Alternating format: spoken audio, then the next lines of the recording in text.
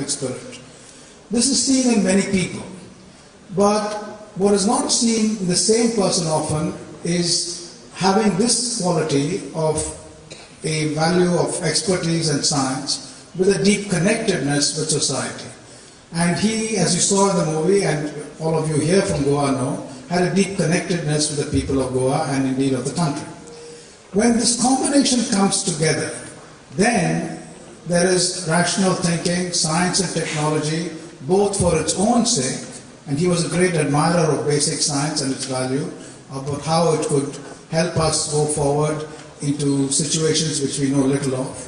So it's of great value for the future, but also of great value for the present. So with a link with expertise and connectedness, you can do anything for today, for tomorrow, and indeed for the future, where there are unknowns which are going to come upon us, which we don't know how to handle right now. Goa is a relatively small state, and it is probably, the size of some large suburbs in some of our big cities. And one of the issues came up when we discussed the Nobel Prize series with Mr. Parrikar last year, 2018 end actually. It was interesting that he brought up this 2017 end. We discussed this point about what value there is of getting the world's best scientists to come here to Goa. The previous Nobel Prize series was in Gujarat, and it was a huge affair. And he pointed out that Goa may be small, but just as you have Goans in every shape, Goans in every walk of life, and Goans all over the world, science in Goa can be the little finger on the rudder of big ships and steer the path, particularly in terms of the environment, particularly in terms of the oceans, and how we can conserve them and use them in a sustainable manner. So this is a very deep and thoughtful analysis of the role of small citizens' units, small states in today's world. Today's world, and I'll be very brief about the situation, has come about in interesting ways, and there's something which all of us as citizens need to address. There are huge environmental issues which are surrounding us, and it's interesting that Goa has the Ministry of Science and Technology and Waste Management.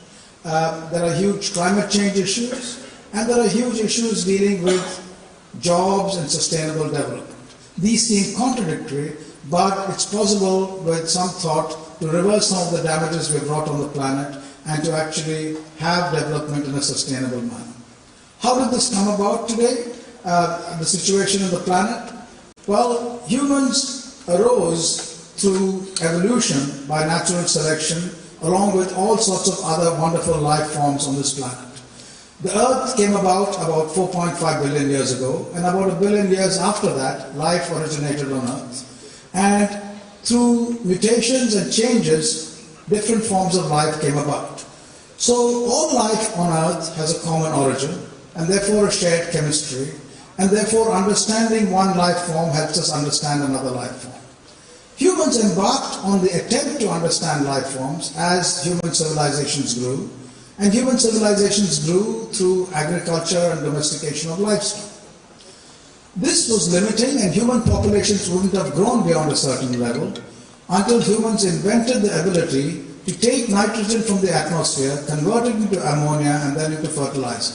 This allowed the growth of agriculture in an exponential way, and also the growth of human industry, human populations, and human interactions in multiple different ways. So humans slowly, after the development of mining, of engines, of fertilizers, of pesticides, moved away from beings whose principal aim was merely to survive on this planet into those who could change the planet. And indeed we have changed the planet. We have eliminated many diseases, we can feed many people, we can have increased standard of living, but in doing that we have not incorporated future costs to future generations and to the planet. So this is a good time under Goa's leadership to incorporate a vision not only of the greatness of science and technology in itself, in removing poverty for sustainable development, but also as an insurer for the future of the planet. Goa, with its coastline, with its enormous natural resources, which are very sensitive and very important, and the wonderful history of Goan culture, which is integrative and forward-looking, has a leadership role to play. I have assured the Chief Minister that we will do this function every year, getting, as we have done this year, the best scientists and teachers from all over the world, students from all over India, and have discussions which will not only illuminate us about what is happening, but help us shape the future. Thank you very much.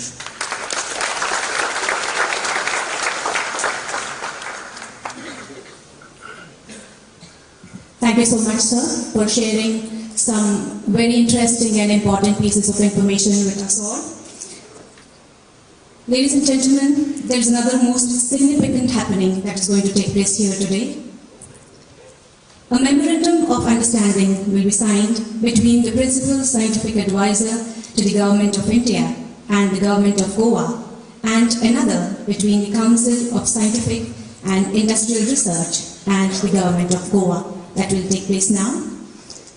So I now request Dr. K. Vijay Raghavan, Principal Scientific Advisor to the Government of India, and Sri Parimal Rai, Chief Secretary, State of Goa, to proceed for the MOU signing procedure.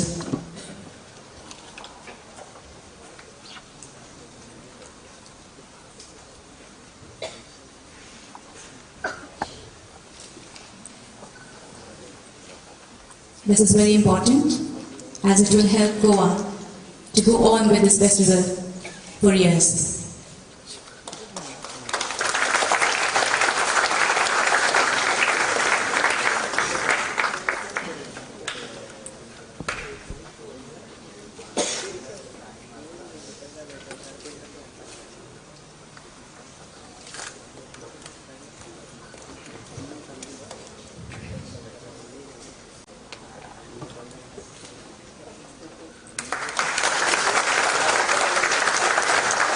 Thank you so much, sir. May I request you to occupy your seats. I now request Dr. Sunil Kumar Singh, CSIR, and Sri Daulat Hawaldar, Secretary Science and Technology, to proceed for the MOU signing procedure.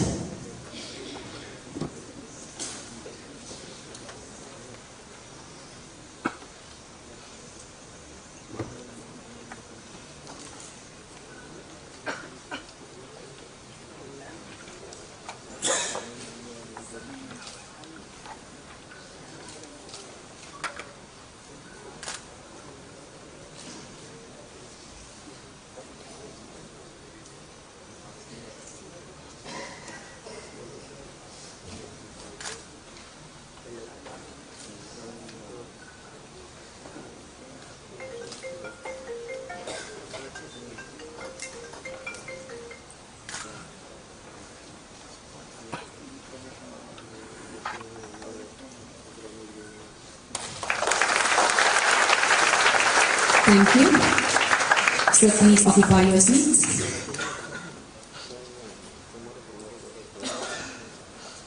This is going to go a long way in shaping Goa as a science hub. Thank you once again.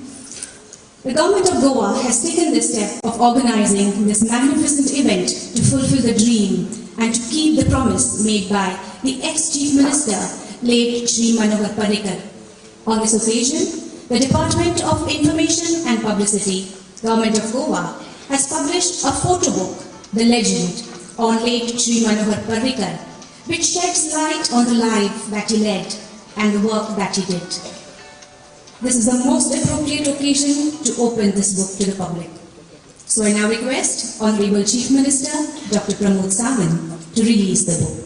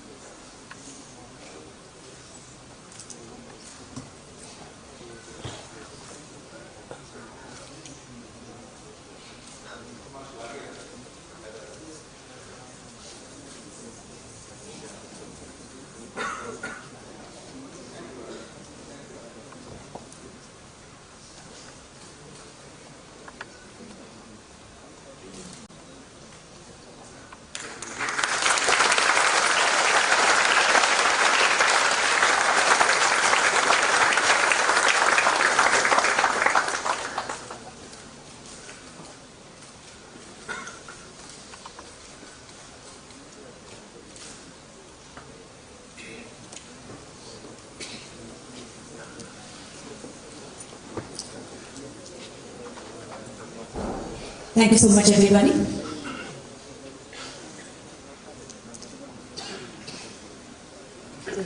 Ladies and gentlemen, you will all agree with me that Goa is presently blessed with another very learned and knowledgeable Chief Minister in the form of Dr. Mahotsav. He has been highly instrumental in carrying forward the vision of late Shri Manohar Parrikar. I now request Honorable Chief Minister Dr. Mahotsav to address the gathering. So please.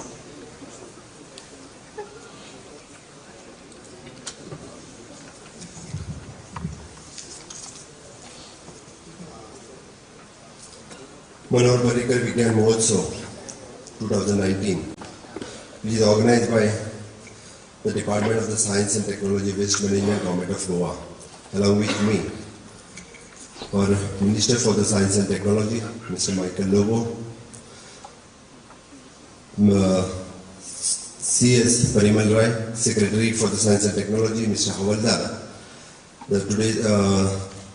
NIO scientist, Mr. Sunil Garg, GPSC Chairperson, Mr. Narona, the Vijay Kumar Raghavan, Ajay Sood, the dignitaries amongst the audience. And for this event, which is supported by the Director of Higher Education, Director of Education, Director of Technical Education, Department of Information and Publicity, the Department of Protocol, Goa State Innovation Council, Goa State Pollution Council, Goa Waste Management Corporation, all the technical advisors, supporters, all the associate sponsors. Among the audience, our ex-speakers, Rajendra Arlekar, our sponsor, VS Dempo, Srinivas Dempo is our ex-MP, Narendra Savaikar, Sri Vijay Puranik Didi, and Director for the NIT, and all the dignitaries among the audience. The press, it gives the great pleasure to welcome all of you for this prestigious science event, Manohar Parrikar Vidnyan Mahotsav, aptly named after the leader and who will adore and respect our late CM Manohar Parrikar. The state of Goa had privilege of hosting the 3-day successful program of the Nobel Prize series in the year 2018 in collaboration with the Nobel Foundation, Sweden, Swedish Embassy in India, and the Department of the Biotechnology, Govt of India. It was an opportunity to us to interact with the 4 Nobel laureates whose vast knowledge and a wide range of subjects made the event memorable one. The experts interact through the lectures, panel discussion and roundtable discussions with a wide range of stakeholders including the students, researchers, academicians, industries and general public. A one-month exhibition of the Nobel Prize series was also organized. The Nobel Media Sweden AB, along with the DBT and the Department of the Science and Technology, Govt of Goa, the information panels and working modules on the science innovation by Nobel laureates, and which was a life and scientific contribution of the Indian scientists, were also displayed. The event got an excellent response and about 30,000 participants were benefited. An important highlights of this event was it was inaugurated by then Chief Minister of Goa, late Sri Manohar Parrikar, a scientific visionary who himself was a graduate from the Indian Institute of Technology, IIT, Mumbai. In his inaugural address, he opened that the Nobel Prize series is an excellent opportunity to meet and interact with the scientific luminaries across the globe and learn from the research and inventions. He announced in his inaugural speech that the Nobel series would be an annual feature and his government will support organizing the same. Honoring his commitment, my government through the Department of the Science and Technology is organizing this 2-day scientific event on 12th and 13th December 2019, Panjim, under the banner of Manohar Parrikar Vidnyan Mahotsav. The lectures and interactive sessions by the eminent scientists have been planned in 5 locations to benefit the students, teachers and general public. Education in Goa is taken seriously. Goa will soon get an international skilling center where the international level skills be imparted. The literacy rate of the Goa is very high. Our aim is to make the Goa as a premier education hub. Even though we are the small state, the people of Goa have big ambitions. With 5 engineering colleges, Goa Institute of Management, Birla Institute of Technology and Science, Hotel Management Institute, Goa University, Medical College and National Institute of Technology and Indian Institute of Technology IIT, we are moving in the right direction. Two separate MOUs between the Government of Goa and Director of General CSIR Office of the Principal Scientific Advisor of the Government of India just now we have signed during this event. The main aim to be stimulated by the innovative and scientific thinking to bringing together the eminent Indian and international scientists, including the Nobel laureates. This will be the offer an exclusive opportunity for various stakeholders such as students, teachers, opinion makers, policy makers, researchers, scientists and general public to interact with the eminent scientists and learn about new development. The scope for the innovation and technology advances is huge and we need the work in right direction to identify the talent of our student. We need to guide and mentor them to achieve their career goal. This event will fully supported by the Director of Higher Education and other departments. This event will give us the many ideas and help us to explore the new area of opportunities in science education.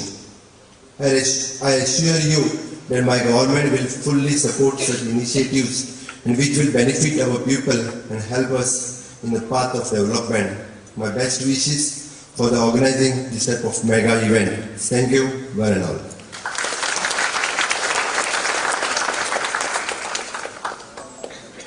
Thank you so much, sir, for sharing your valuable thoughts with us today, and thank you for your best wishes. We truly appreciate the presence of eminent personalities on the days here today. To acknowledge their presence, I would now request Sri Jose Manuel Nerona to present them with mementos.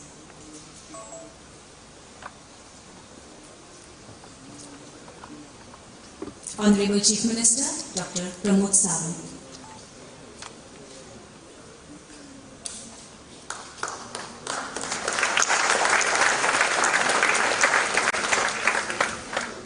Honorable Minister, Science, Technology and Waste Management, Sri Michael Lobo.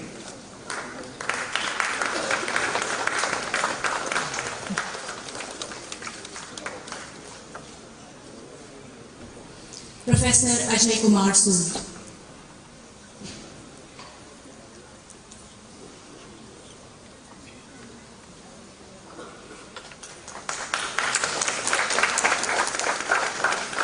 Dr. K. Vijay Raghavan.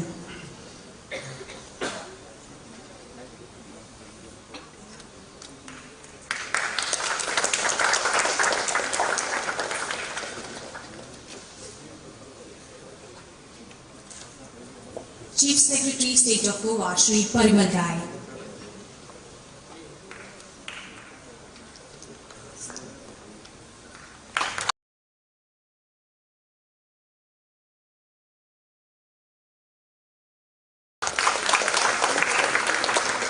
Director NIO, Shri Sunil Kumar Singh.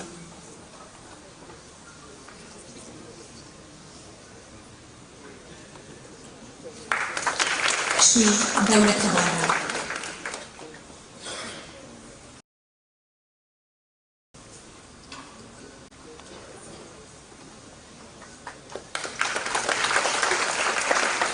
Thank you, sir. And may I now request Shri Parimal Rai, the Chief Secretary, State of Goa, to present a memento to Shri Jose Manuel Nerona.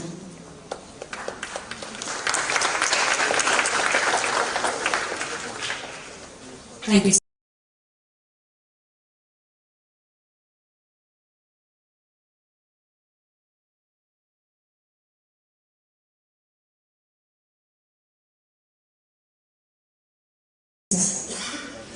Friends, it is a very rare opportunity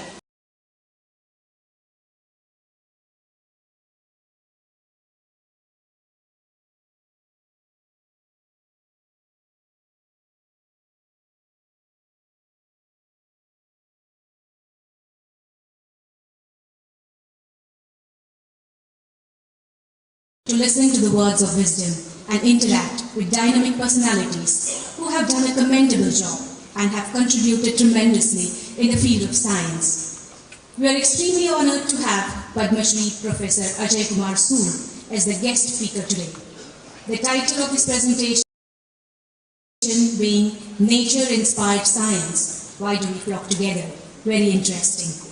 I request Professor Ajay Kumar Sood to kindly remain seated on the dais, to escort the distinguished dignitaries on the dais to occupy their seats in the audience.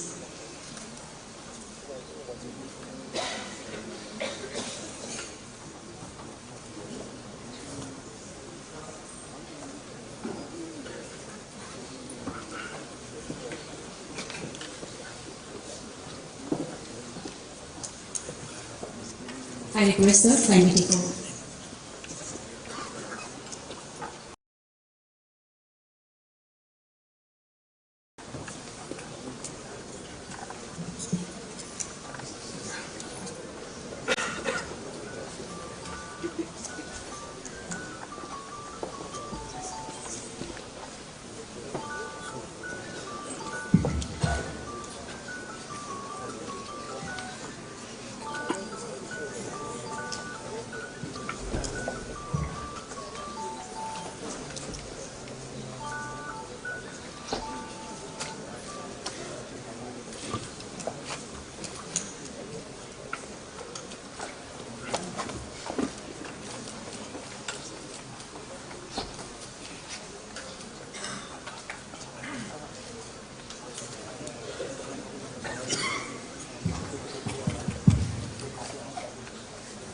Respected dignitaries, leaders in various walks of life, faculty of NIU and other institutions, teachers, and most important, the young budding scientists and engineers who are here in the hall. It's indeed a great privilege and a pleasure to be a part of this landmark event, to make a beginning of such a science carnival, science festival, science celebration in this state of Goa, for which I really would like to compliment and congratulate Goan Chief Minister and all the people who are involved, which will really go a very long way in cultivating scientific spirit and scientific way of life, not only among scientists but really among public as well as the coming generation. So it's a great beginning, great experiment, and I know that with the support of Vijay, PSA's office and CSIR, it will really go a long way to make this dream of Mr. Parrikar come true. Congratulations. So when I was asked to speak in this function, I thought about it. And then I thought, instead of saying many things which we could be doing or we should be doing or what India should be doing, I thought in this late afternoon, I'll just tell you a story. The story which has evolved in our lab in the last 4 or 5 years, which was inspired by the phenomena you see in nature. Of course, scientists can be inspired by many, many things. And the phenomena which I'll discuss, you will see in everyday life. And we started asking question, is there a very basic understanding of this very interesting phenomena, namely flocking, which you see in ants, birds, fishes and human beings. So what is the message behind this phenomena, and what can we learn from it, and how can we use it? So this 25 to 30 minutes is an attempt to put you this story without giving you all the details of the experiment, all the theory which has gone behind, and those who are interested, I can do offline discussion with them. But really to tell you the main gist of this kind of study and what inspired us to look at this in the last 4 years. So let me first acknowledge the people who are involved, because towards the end of the talk you tend to forget. These are the graduate students. Some of them have passed out, others are continuing. Pradeep and Rahul are continuing. I'll discuss some of their work. And my colleague theory colleague, Professor Ramaswamy, and so this is a collaborative effort between experimentalists and theorists and inspired by the natural phenomena in biological world. So what I like to show you is something very, very common. If you take water, if it is not good, it is good, it's a dirty water, you will see bacteria under a microscope, and you will see this bacteria moving around in, let's say, run and tumble fashion. This is E. coli, which you won't want in your food. But this motion itself is interesting. But what happens is that if you put many of them together in a petri dish and look at the same set of bacteria, you start seeing very cooperative motion. It's not that each one is moving independently, they are moving quite together with each other. So the question is, what happened when you increase their number? So this is not a unique thing, it happens in birds. This is the movie I have taken from YouTube, but you can see, if you are lucky in the sky, when you see thousands and thousands of birds which are in the sky, which have this very collective behavior which we call murmuration. So this is like the miners in Hindi, starlings, and you will see them towards the evening, and where you will have many thousand birds flocking together and making very beautiful patterns. So these patterns will go on, then they will move on, again they will form this. So it's a very beautiful phenomena which happen when you have a large number of birds. So this is one example of the collective behavior of birds, which does not happen if the numbers are small. This is another thing which you go to forest or any garden, you can see these ants. If this is large number, these ants will go around left or right, doesn't matter. And this is something happens very often if you happen to see a large number of ants together in one place. So this is called ant mill, it's like a mill motion. And this is what somewhat intelligent beings also do, not only this is the mosh pit in heavy metal concerts. And you will see that beyond a certain number, all these animals move together. And so this is something which is published in a very prestigious journal in physics called Physical Letters. So there is a lot of physics in this collective behavior of human beings, which is what is being analyzed in these videos. This is another one, marching locusts. If you put them on a petri dish, this is on a petri dish, and you will see that they will go round and round, and they will form this beautiful collective motion when the numbers are large. So all this put together is called flocking, as the name suggests. But a key message which I want you to take home, that this is an emergent behavior arising from simple rules followed by individuals. So there is no central coordination. This is the key point. There is no central coordination. And this has been known for many, many years. And people have been trying to understand what could be the reason. So there have been very, very many papers in the late 50s and 60s in biological journals and psychology, where people have invoked telepathic communication, and people have also invoked mental templates of orderly movement in birds' brain. So people have given very elaborate theories based on these ideas. But I'll show you all that is history. You really don't need all this to understand flocking the way we see it. So this was a landmark paper. It is by Craig Reynolds, and he showed you really need three simple principles to get this effect. Namely, the particles should have repulsion, they should avoid crowding. They should attract each other, but not too much attraction. And most important, this particle should follow what is happening in the neighborhood. So the particle should see around, communicate with each other by eye or whatever it is, and move together. So this happens at individual particle level, and there is no obvious leader on an overarching plan. Now this is a program you can download on your smartphone and put these 3 principles, and this is a program I gave for students to look at YouTube, and you will see that they will see flocking if they put nearest neighbor interaction and some repulsion. They break up. So, and then you can put obstacles, something which I will discuss, what happens.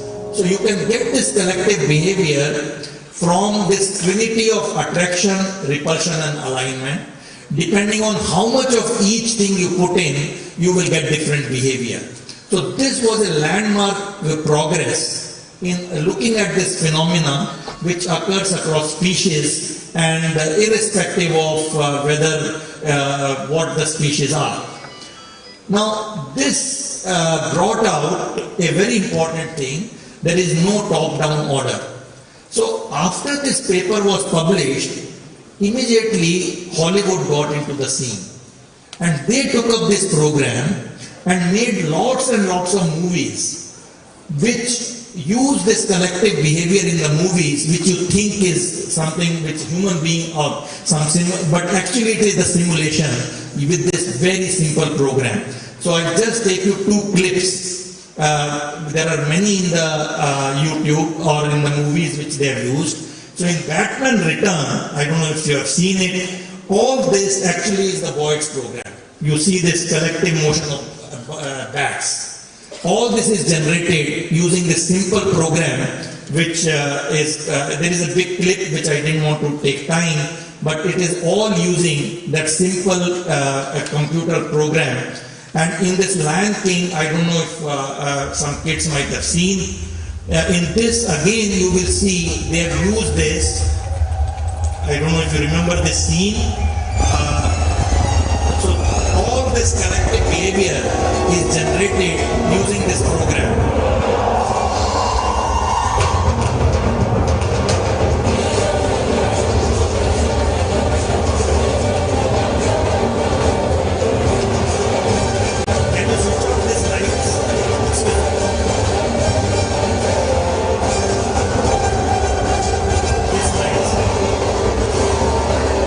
It's quite an interesting thing. In many movies, this collective behavior has been generated using this flocking algorithm. So just to recapitulate what I said in the last 5 to 7 minutes, flocking is a collective obsession. The way individuals work together is more important than they work alone. I hope there is a message here for many of us. So there is an order without central command. Individuals have no plans of their own. So they coordinate with each other and make a collective motion.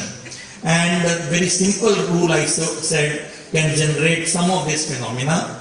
And what is important in the last few years, people have realized this is exactly what you need for autonomous cars, the cars without drivers. Because the car has to make a decision what to do when some things come up. So they make this decision using some of this flocking algorithm, what was the swarm algorithm. There is a whole field in computer science which follow this idea of flocking or swarms and use this collective behavior of individuals, how they coordinate in this. So I just give you one reference, but it has become an extremely hot field in the last few years in artificial intelligence. So this was a very beautiful article recently, which is somewhat preposterous, but I'll just read for you. From flocking birds to swarming molecules, physicists are seeking to understand active matter, all this is called active matter, and looking for a fundamental theory of the living world. Bit oversaid, but physicists like to boast a little bit. So this is something saying that look at the phenomena which is happening in living world, but from the physics principles. So what have we done? So we look at this phenomena and try to see what message we can get. So we do not want to work with birds and bees and animals. In my lab, I work with very simple things. These are brass particles which will mimic some of these living objects. So what we do, we take these brass objects which are elongated in shape. I'll show you the shape. We put them on a shaker and move the shaker vertically. Shaker is moving less than 0.1 millimeter. But the beauty is when you shake it, this object will start moving as if it has, you are feeding energy, and you will see that if I put this particle on a plate, it moves somewhat like this living objects. So what I am doing is I am giving energy vertically and it is translating into horizontal motion. So you must be wondering what is the magic. There is no magic here. When you have this asymmetric object like a alpin in your office, when this pin jumps up and down, the way it comes on head or tail gives it the asymmetry and it moves in the direction from head to tail. So this mimics the active matter which allows us to look at some of these questions in the lab. But now the way you shape a particle in the workshop will decide how will they move. This particle has only one step instead of two steps, which I have shown here, and it moves somewhat like E. coli, run and tumble. So what you can now do, you can play God, you can decide the asymmetry you have in mind, and you can get different motions when you have this vertical energy feeding. Now what you ask is a very simple question. I take beads, which are aluminium beads, which will not move because they are spherical, and I put a particle in that. This is the active particle, it's like a bull. Question is how this bull moves in a china shop. Will it move very simply or is there an interesting effect? And we were surprised to find that this particle moves in a very interesting way. It moves forward, that is correct, but it does not move forward all the time. It moves back and forth, back and forth. So you have very large negative velocity as well as positive velocity. And this is not noise. I will not give you the details. The probability of negative movement, which means going back, is mathematically related to how it is moving forward. So there is a very deep theorem in physics called fluctuation relation in non-equilibrium physics, those who are dabbling with it, and we found it is related to that. But this talk is about collective behavior, and as I mentioned, this is the ant mill which you see, and this is the marching locust. But you may be wondering, what is really making this locust move? Any guess? You will think they are cooperating with each other and trying to live a happy life. Answer is no. Actually, they are moving to preserve themselves. The fact behind this is cannibalism and not cooperation. The point is, locusts try to eat each other or bite each other. So in order to avoid the bite, the person in the front has to keep on moving.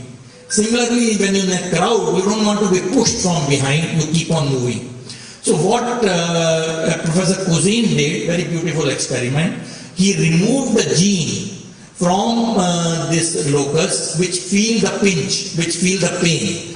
So even if somebody bites from the back, a locust will not know. And moment he removed the gene, there was no flocking. So it is really the cannibalism and not cooperation in this event.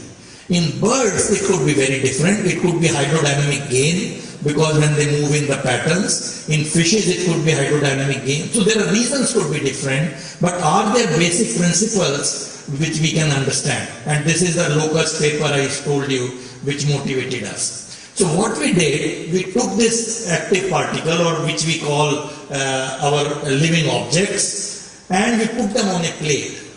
When the number is small, you will see that they are moving randomly. They are not moving together. So the reason is very simple.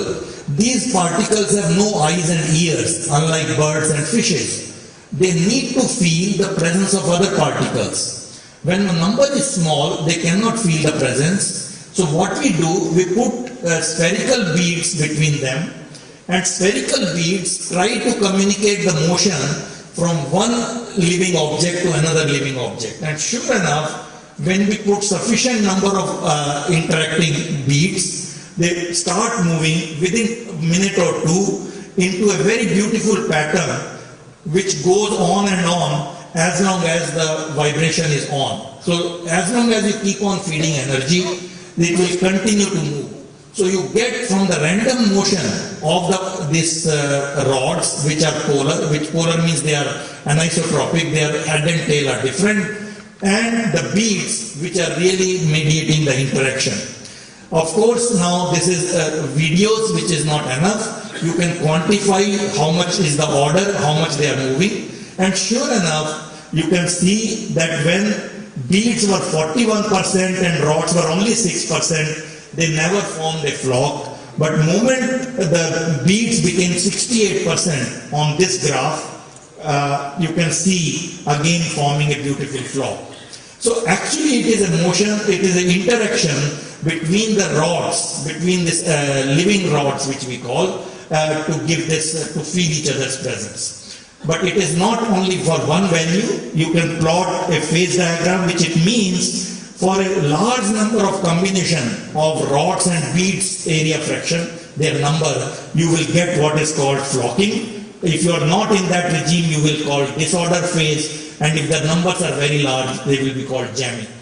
Just to re-emphasize, the bead is very important here in these experiments. They are the eyes and ears for mediating interaction between the active particle. And what we found, when the motion is disordered, the beads are also moving randomly. Beads also have nothing. But the beauty is, when the rods become ordered, actually it's not very clear, the beads also start behaving in an extremely collective manner. And this has some significance in biological parlance, because Vijay is here, so I am tempted to mention, because the reorganization of some of the proteins on the surface of the cell really get affected by this active motion below the cell when there is an interaction. So this is something synergy in this motion. So we show that this particle was very much away, and with time it formed a part of the flock. So what is happening is, the effect is moving rods lead to bead flow, and the bead flow aligns the neighboring rod. So it's like a wind. When the wind flows, the wind is the one which is making the rods further align. So it's a synergy between rod motion and bead motion which gives this. Which you can, of course, we wanted to simulate in computer, because it also tells you whether we understand the physics. And then this is the simulated computer rod. We put them together, and sure enough, we can reproduce the behavior which we have observed in the lab. Now, computer experiments have an advantage. I just want to say a word. It's not reproducing the experiment. Experiments are done on a plate of this size. Now, somebody can say, oh, you have only 5,000 particles. What happens if you have 5 million particles? Obviously, we cannot do those experiments. That is not experimentally viable. But in a computer, you can do infinite particles by a trick. And that time also, you can get the flocking, which will not be in a circle, but really in a collective motion along a certain direction, which is what was the important of computer experiments. And then we could write the coupled motion and so on, and sure enough, we can understand. So let me summarize this part, because I want to say some new story, that we can see flocking in a collection of dry grains. Now, what is different here, and I want you to probably take this message, the interaction is not just with nearest things.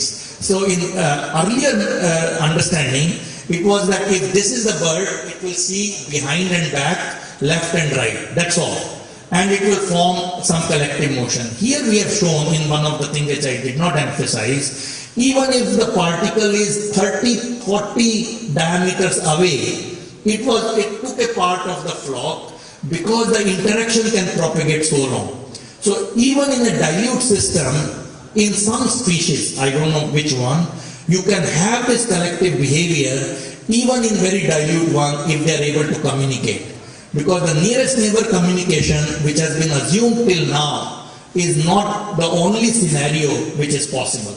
So this is a message which came out from our studies and our modeling, which is important. Now we tell you some more recent results, this year's result. How do you trap this bacteria or active particle? There is a need for it, because if you have bacteria, you would like to concentrate them. You can't centrifuge because they may die. If you want to have different bacteria, can you separate them? Answer is no easy, because all bacteria, if they are similar size, you cannot have a mechanical sieve and ask the bacteria to collect on the top. So I'll show you a very innovative way to do this. So what we did was, we took those particles which I showed you, but now we put a trap. So we put a cage like a V shape. Can you see the V shape? In V shape we found they all come together.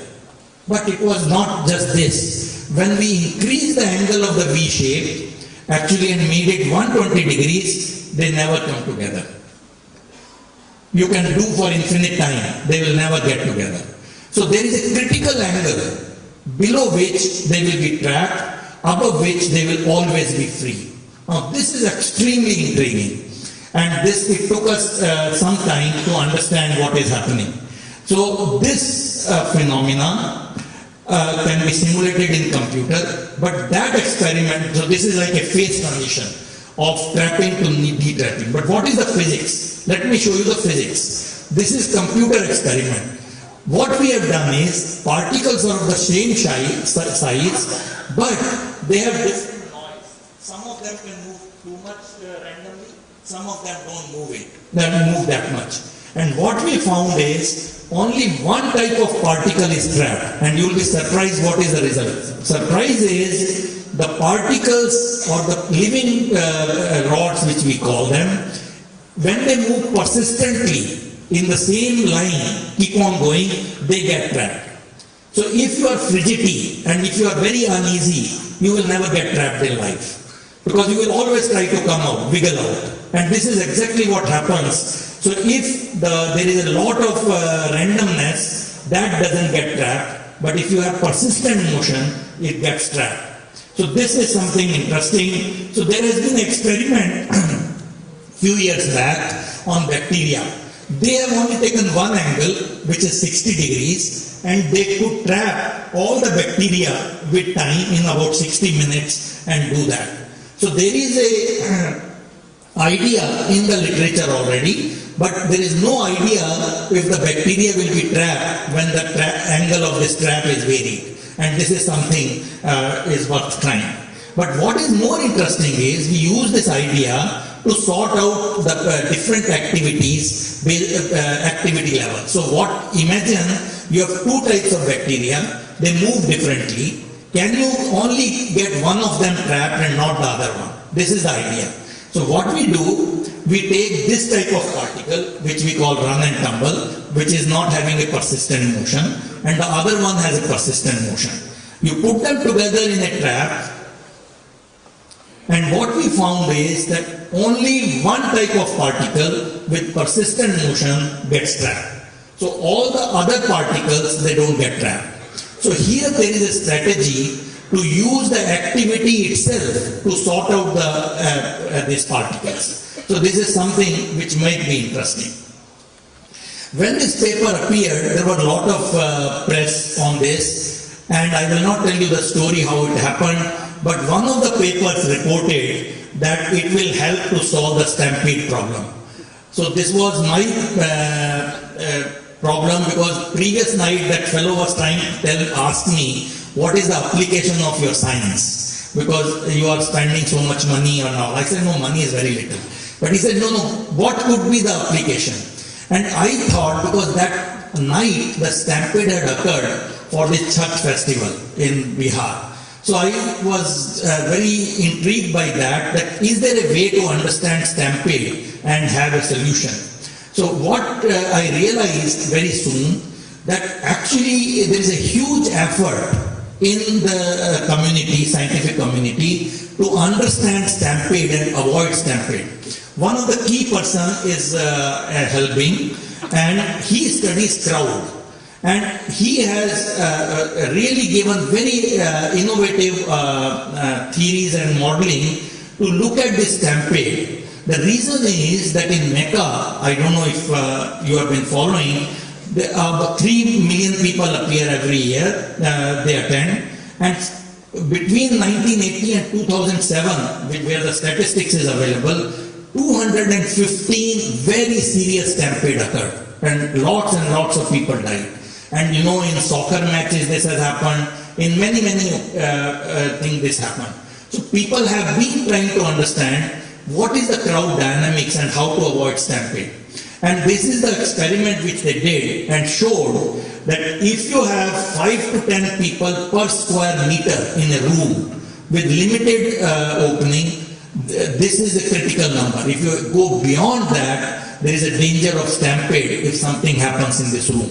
So there is a lot of interest to understand this in theoretical modeling as well as experiments, and these experiments are done using sheeps so far, not the human beings, because you can't get clearance.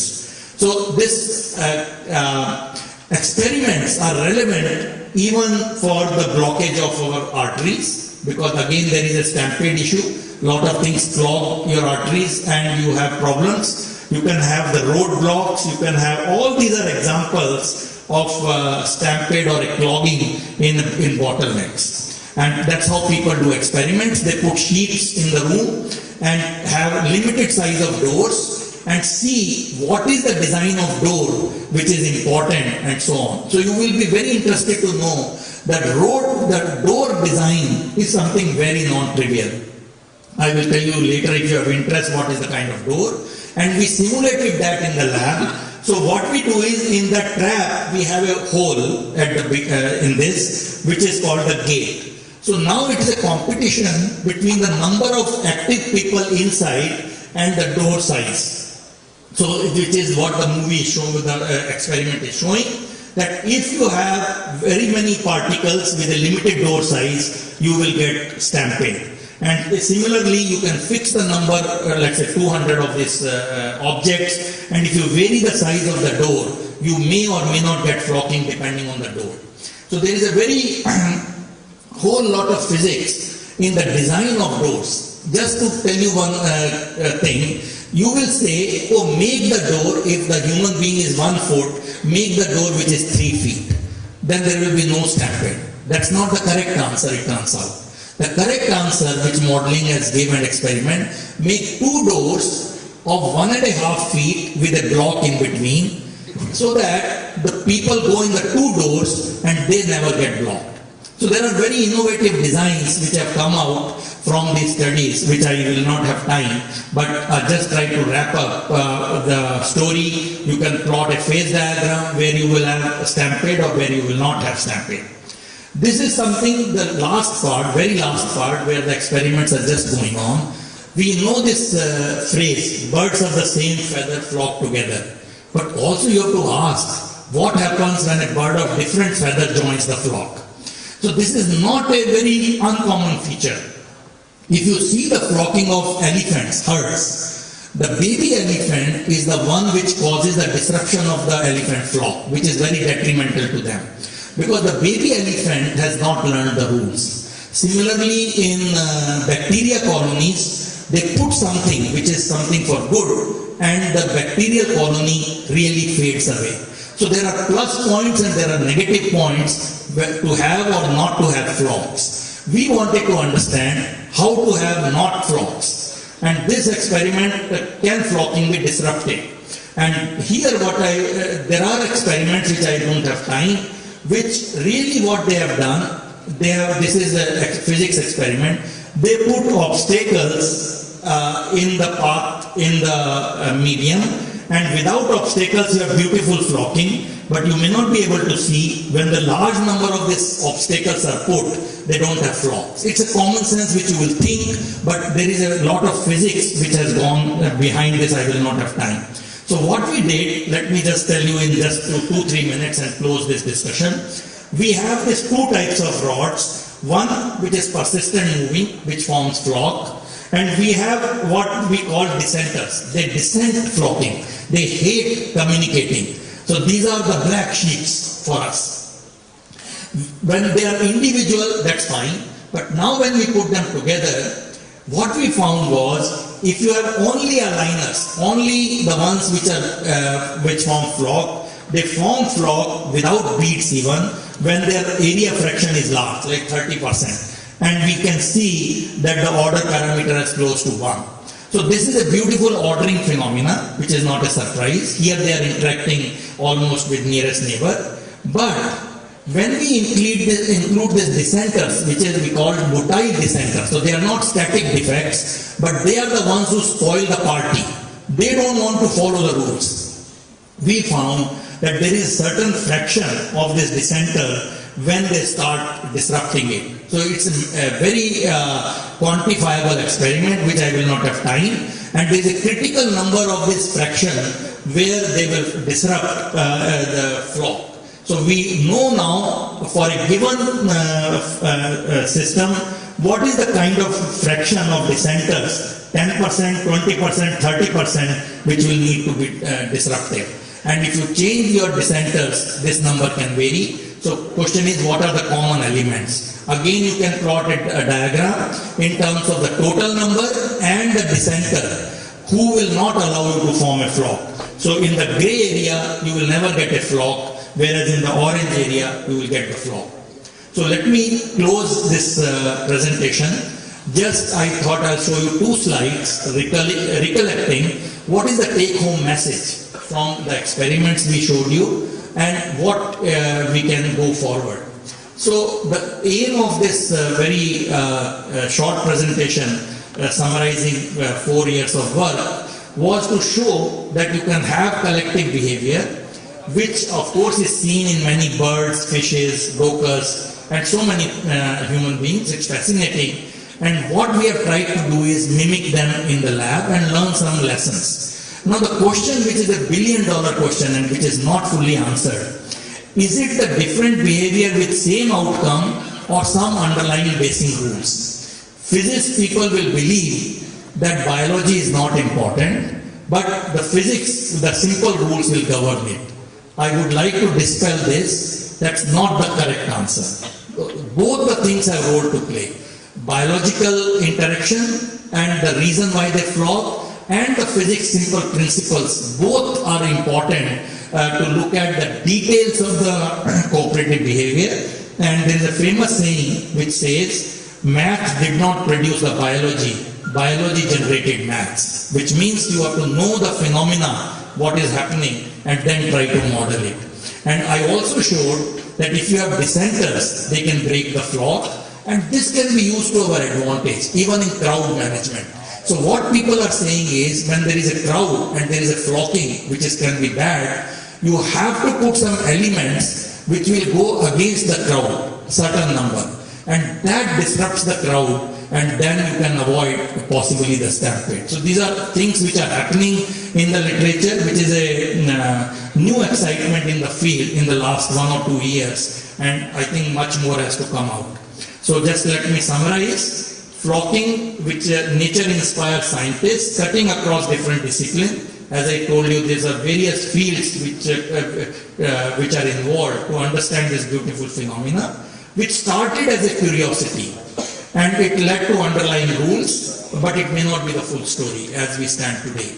But it's a very beautiful example, really, to take very basic curiosity to applications. And the applications I briefly hinted, which I didn't have time, and there is a whole field in artificial intelligence, autonomous cars, and crowd management, where the ideas from flocking and swarming are being used, and I hope it will provide some unique solution.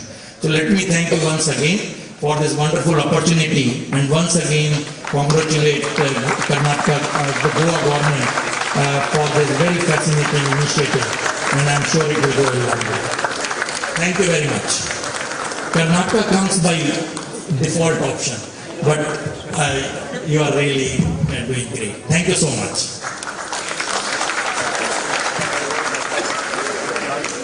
So somebody is conducting.